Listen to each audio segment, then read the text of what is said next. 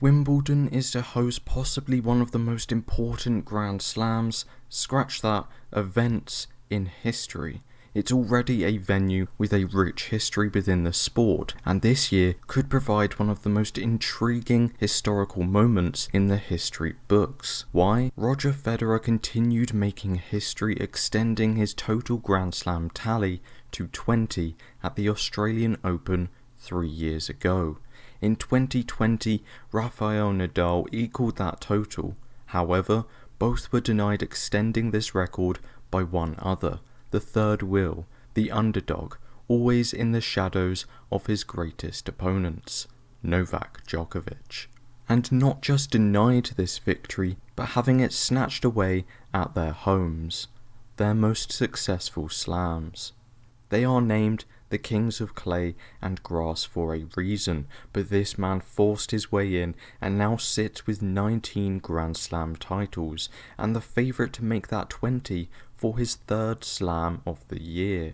The GOAT debate, as much as I dismiss the question until retirement's all round, could well be concluded at the US Open. This is just one reason to be excited for the grass this season. Rafa is out, team is out, 2 of our top 10 will not be playing. Roger Federer, meanwhile, is still returning from injury, meaning that the Serb must be stopped by another. However, the next gen, the now gen, the young guns have very limited experience on the surface. Medvedev has only made the third round, Zverev a respectable round 4 along with Tsitsipas and Berrettini, and Rublev only the second in both visits. One factor that highlights the successes of the big three is their surface variety, the fact they are always the favourites no matter the colour and texture beneath their feet. This isn't just a tournament about the GOAT debate, the Grand Slam total, it's a tournament that is still looking to be manhandled away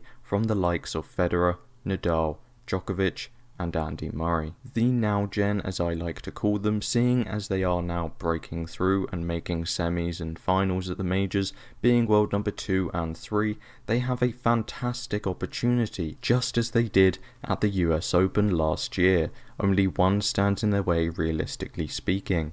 The third storyline of this tournament is that there is another blocking the light from these journeymen, Roger Federer. If one man is to be blessed by God and perform a miracle at Wimbledon, it's Roger Federer. It's his domain, and only a peak Novak Djokovic has bested him multiple times.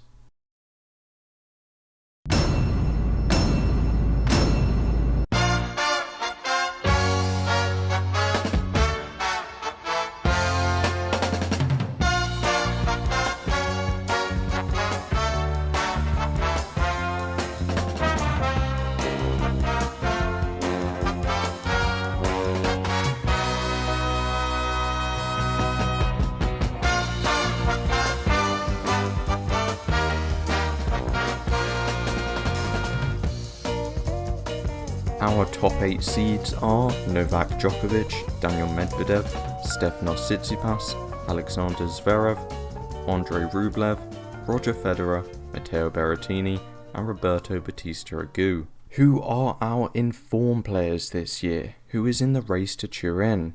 Our top 8 are Novak Djokovic, Stefanos Tsitsipas, Andrei Rublev, Alexander Zverev, no Rafa Nadal, Daniil Medvedev, Matteo Berrettini, Aslan Karatsev and Jannik Sinner. But the key question, who are our informed players on grass? At the time of scripting this video, we have 3 out of 5 grass court tournament winners. Starting from the top, Ugo Humbert, Marin Cilic, Matteo Berrettini, Felix Auger-Aliassime, Cam Norrie, Andrei Rublev, Denis Shapovalov and Alex de Minaur. The final measurement is taking into context all of these factors as well as win percentages, playstyle, experience to provide some power rankings before we take a look at the draw. 4 players outside the top 8 seeds I want to mention, one being Roger Federer. He's not up there for me to win the tournament, he's still on his way back and isn't ready yet. Another month or two, that opinion would change. The second and third is the Demon and El Chapo. Nothing too big on results, not a fantastic season for either so far, but they can be dangerous. Chapeau has a lot of power, but I'm worried he may be rushed with his ground strokes. De Minaur has experience on the grass at the challenger level. He made a semi-final at Queen's and in another today also. Lastly, Felix Auger-Aliassime. FAA is a wild card. We know the story by now. He has the talent, he has the weapons and the work ethic, but something falls to pieces in the big moments and at the slams. On to our seeds. Number 8 is Marin Cilic. 3 years ago, Cilic was a genuine threat and a favourite to win, making the final in 2017. He has a fantastic win percentage on the grass, beating Djokovic in the final of Queen's in 2018 before completely breaking down until hopefully now. A big serve, a big forehand, and with controlled nerves, he should make a deep run. Number 7 is Ugo Humbert. His best surface record is grass, even before his title win this year, beating Zverev, FAA, Korda, Querrey and Rublev. A lovely lefty slider serve, and yet has demonstrated an impressive variety on his serve in his tournament run last week. In 2019, he took out Monfils and FAA, ultimately losing to Djokovic. Hopefully, he can continue his run of form. However, I have just seen who he's meant to play in round 1. At 6 is Tsitsipas. He is yet to perform on grass, however he's only had 2 shots at Wimbledon since being at the top of the game, making the 4th round, losing to John Isner in 2018. His high topspin ground strokes, weak slice and refusal to chip a return puts him in a precarious position, as well as his mental state coming into question after a devastating loss in the final of Roland Garros just a few weeks ago. However, he is second in the race this year, and whilst I don't expect him to figure it out on grass this year, he's a top player for a reason. At number 5 on the list is Medvedev, possibly a controversial pick, but his record on fast, low-bouncing surfaces speaks for itself, and with an even better record on grass than clay, surely with a new mindset found on the clay this season, this could be replicated. He has a big serve, he can redirect fast strokes back, not afraid to come to the net despite his interesting ability level there. His past wins on grass include Wawrinka, Querrey, Coric, Sock, Verdasco, Puig and Schwartzman. Number 4 is Andrei Rublev. His aggressive and intense play style will be interesting to see on the grass. He has a fantastic 1-2 punch, often attacking with the first forehand. However, his first serve effectiveness may be an issue. If someone can return the ball back, matching the Russian's intensity and power, this is where he'll break down. Those small targets get smaller and smaller the more pressure he feels he's under. If you would like to take me on in a draw challenge, click the link in the description. Every tournament of the year is played, from Grand Slams to 250s. All you have to do is create an account and select your winning players for each round of the draw. In the comments below, tell me how far you think these players are going to go in the draw. First up is Marin Cilic. Second, Cam Norrie. What about Heather Watson and Angelique Kerber? Alexander Zverev comes in at number 3, despite this being his worst surface and with little success at the Slam since 2017, his more defensive style far beyond the baseline has somehow gathered some success on the surface, with 2 finals and a quarterfinal in Halle. The German has made 3 Slam quarterfinals in a row now, 4 in the last 5 slams played. He can be dangerous with a vicious first serve, and a brother who's an expert with the serve and volley can't hurt too much either. The key, I believe, is flattening out the forehand, something it seemed David Ferrer had begun to teach before departing the coaching team. The second seed in these power rankings is Matteo Berrettini. Berrettini's best surface is the grass. He's in form, winning Queen's with a not so difficult draw. That is his second title on the surface, however. After making his first semi-final at the US Open in 2019, many assumed the Italian would quickly drop off and not be able to back up his run. However, he has made 3 fourth-round appearances at slams in a row, making the quarters just a couple weeks ago at Roland Garros, losing to Novak Djokovic in 4. His run at the Slam in 2019 came to an abrupt end at the hands of Roger Federer. He has a big serve, a big forehand, and a wonderful slice that has been developed. The only trouble he would face is if someone is able to neutralise this serve and pin the Italian into his weaker backhand corner. I don't know whether he is ready for a major final just yet. He's my second favourite, as he has the experience, likes the surface, and has the game for it, but I wouldn't be surprised if he underperforms and doesn't go as far as many seem to be predicting. And who is the favourite? Of course, Novak Djokovic.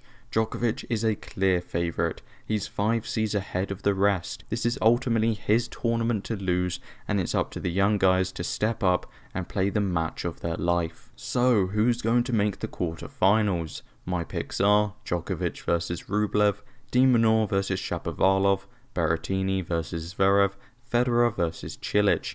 Djokovic has a fairly easy draw. Draper in the first round, who's in form but ultimately may become victim to nerves. Anderson, possible round 2 opponent, has been plagued by injury. Seppi, Garin and Rublev up to the quarter-finals. A semi-final I have de Minaur making somehow, and a final against Berrettini. It doesn't matter too much who he plays because no one's really going to challenge him. My other finalist, Berrettini, plays Peya in the first round, with a Frenchman in the second, Isner in the third, and Karatsev in the fourth. A quarter-final versus Zverev is possible with Federer in the semi. Isner is always dangerous if he takes it to a tiebreak, however Berrettini just has more weapons. Karatsev is an unknown and Federer even is still an unknown.